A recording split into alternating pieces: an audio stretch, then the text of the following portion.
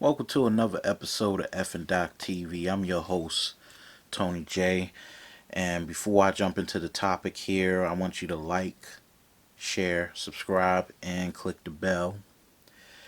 As you know, in June, Bill Cosby was granted a review hearing of his sexual assault conviction by the Supreme Court of Pennsylvania, just a couple of weeks shy of his 83rd birthday. Uh, this could be a victory for Cosby, considering the circumstances of how the case was built against him with the prior bad acts and also the fact that they retried him twice. Um, but unfortunately, if it is found that there was an error in the conviction of Dr. Bill Cosby, um, the damage cannot be undone, unfortunately. And another reality is that he may be inching closer and closer and closer towards death as we speak. The big question here is about his legacy and after death, whether or not America will choose to remember Bill Cosby's charitable acts, or will they continue to remember Cosby for the acts that he committed towards over 50 women in his past? The question at the end of Cosby's demise is, how will he be remembered after this career ending conviction? We have to remember this is a man who spent almost 50 years entertaining us and giving us groundbreaking shows that was known to break stereotypes about black families. And he also gave us a show that made it popular to attend a historically black college. How do we as black people and also as Americans reconcile Bill Cosby the man versus Bill Cosby the black father of an 80s TV sitcom after his demise? It's one of the biggest questions in our heads as we speak. In some ways, it is a tightrope walk, one in which we may have to be forced to put our unbiased opinions aside for. What Cosby gave us, unfortunately, was a fantasy, one in which was, in my opinion, not realistic nor achievable by today's standards. That brownstone that the Huxtables lived in the TV show in Brooklyn Heights would be worth 10 million in Brooklyn today. There are no black people living in Brooklyn Heights. There are no doctors or lawyers living in Brooklyn, unfortunately. Maybe there are some lawyers, black lawyers living in Brooklyn, but I've never heard of a lot of black doctors living in Brooklyn Heights, of all places. And also, as the Cosby Show was emerging to mainstream primetime TV in September of 1984, we saw the crack epidemic emerge in full flames tearing up American cities with it. And unfortunately, Cosby, even in those days, got a lot of flack for not addressing those issues that were plaguing black America at that time. In the 80s, while people were watching The Cosby Show, there were people, young teenagers, addicted to crack or selling crack cocaine. And it's one of those things where Cosby Show never really addressed the issue of drugs on his TV show. Every other TV show in the 80s, from Webster to Different Strokes and Growing Pains, all addressed the issue of drugs. They had this thing in the 80s called what was called the Very Special Episode. And with the Very Special Episode, we saw sitcoms tackle serious issues. Cosby, unfortunately, was not one of those shows at the time. If you look back at The Cosby Show, every episode was happy go lucky, and even though there was some lessons in the show, it never addressed very serious issues. And to my estimation, that might have been the death knell of one of the reasons why Cosby, during after 1987, at its peak, started to lose popularity amongst young black teenagers, because they felt as though it wasn't relevant to the hip hop generation that was there at the time.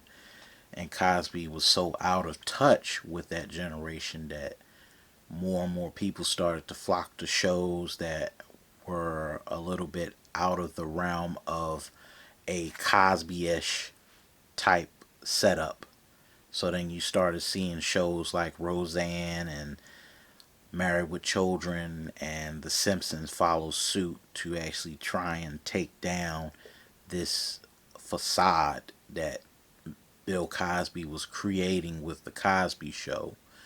And I'm not going to get into those issues with the cast members and the whole Lisa Bonet thing, because I feel as though everybody knows about that situation and why things went the way they went.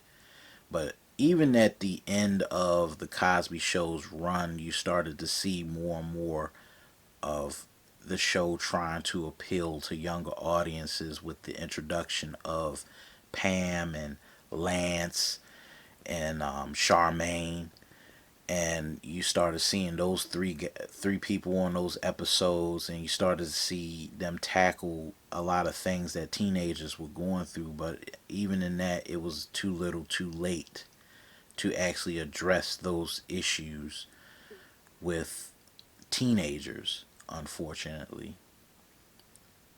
And even with A Different World, I would say they tackle a lot of serious issues, and they were able to get towards the mainstream and actually break a lot of molds and change the perceptions of HBCUs. So what's so great about that, A Different World, was it really touched on a lot of things, really touched on a lot of issues. There have been issues about The Cosby Show and the debates surrounding it, whether it was one of fantasy or one of just education or one of just pure entertainment. And the issue of how we see Cosby, that's one of the biggest issues. You and I know that there have been horrible people who have made and contributed great art to this society. There are also people who would not be where they are if it were not for a person like Bill Cosby. We have to take into account that there are both sides hurting in the tarnished legacy of the Cosby Show and Bill Cosby.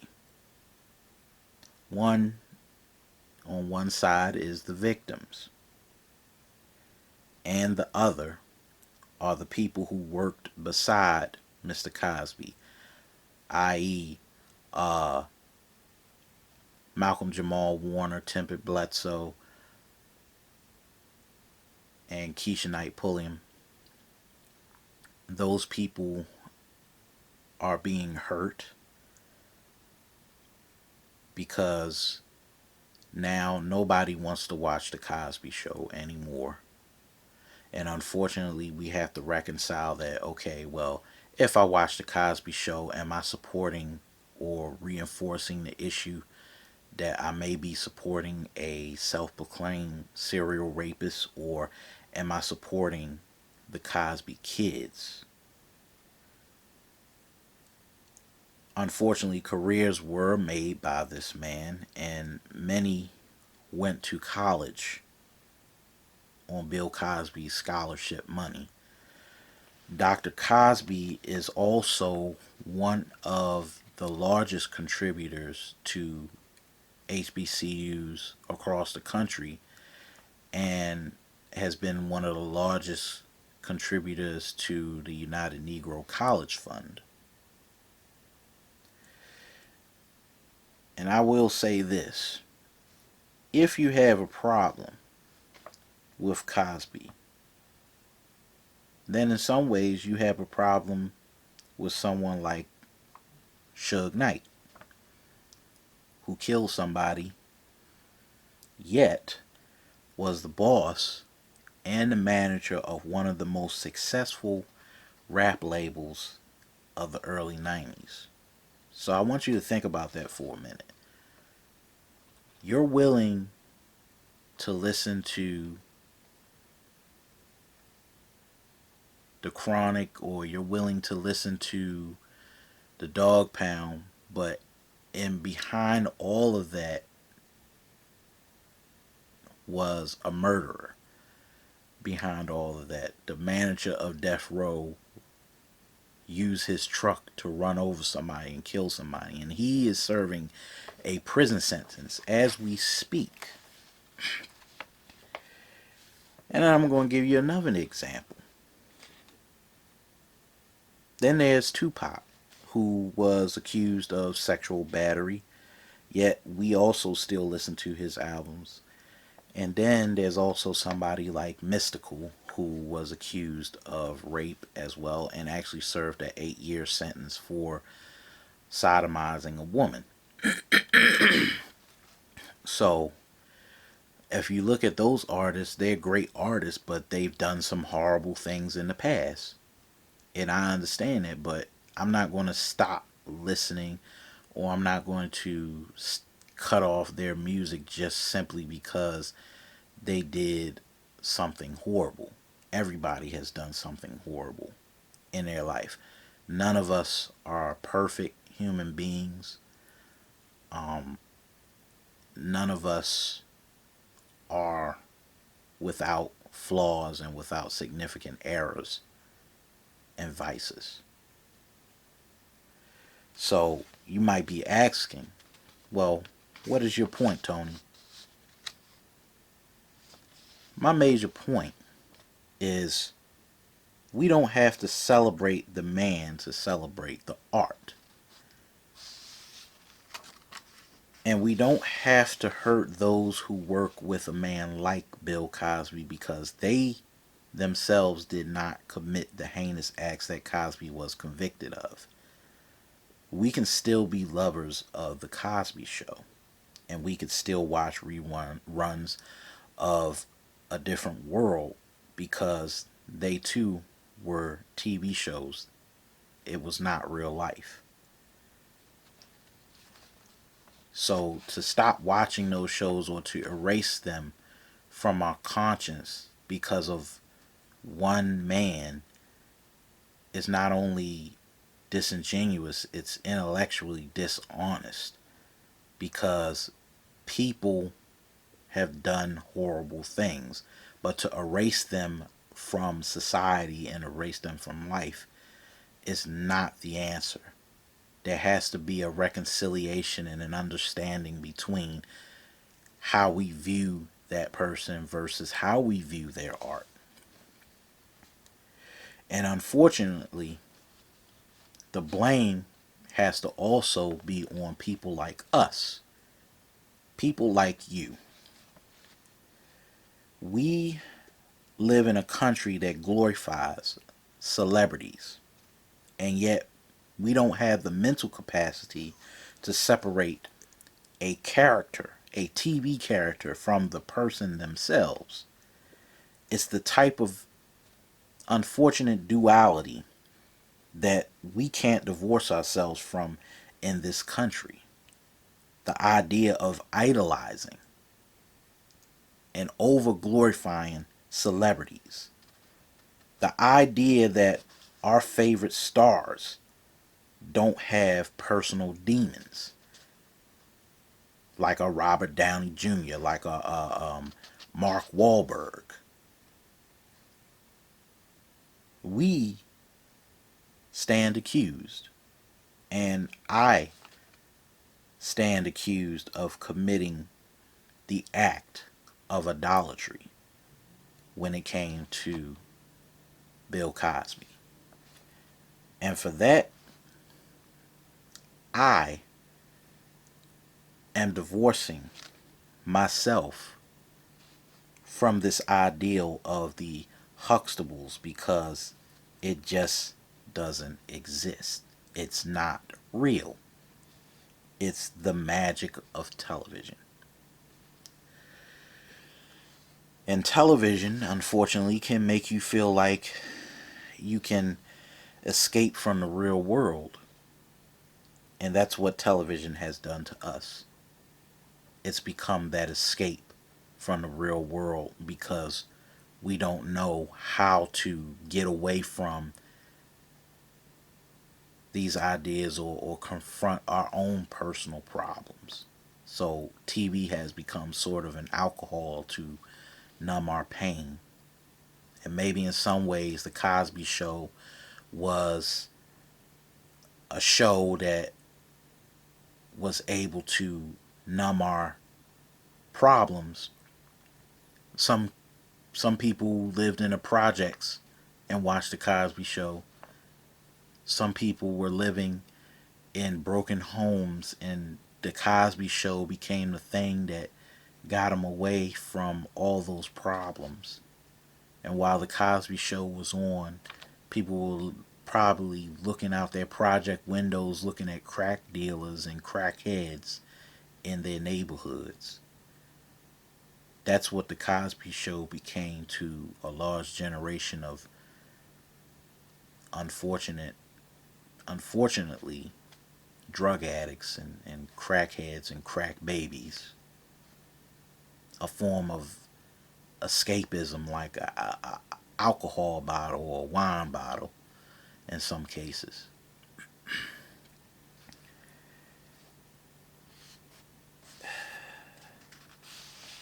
Unfortunately, we've turned these characters into real people. And unfortunately, because we turned them into real people, we've become obsessed with the Cosby Show, and we've become obsessed with this idea that we must live like the Huxtables. And black people have always used that standard and that measuring stick of success to be more like the Huxtables. And unfortunately, that has created a situation where now we depended too much on that image to be the standard for the black community. It was just unobtainable, and is still to this day unachievable.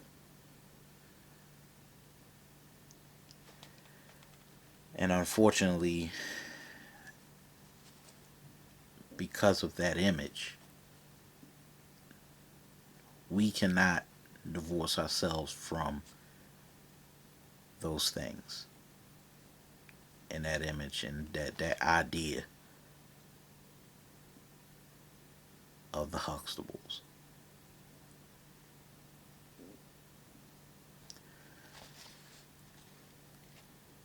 This is Tony J signing off with another F and Doc message. Don't forget to hit the like, subscribe, and share. And remember to continue to keep fighting indoctrination. I'm out.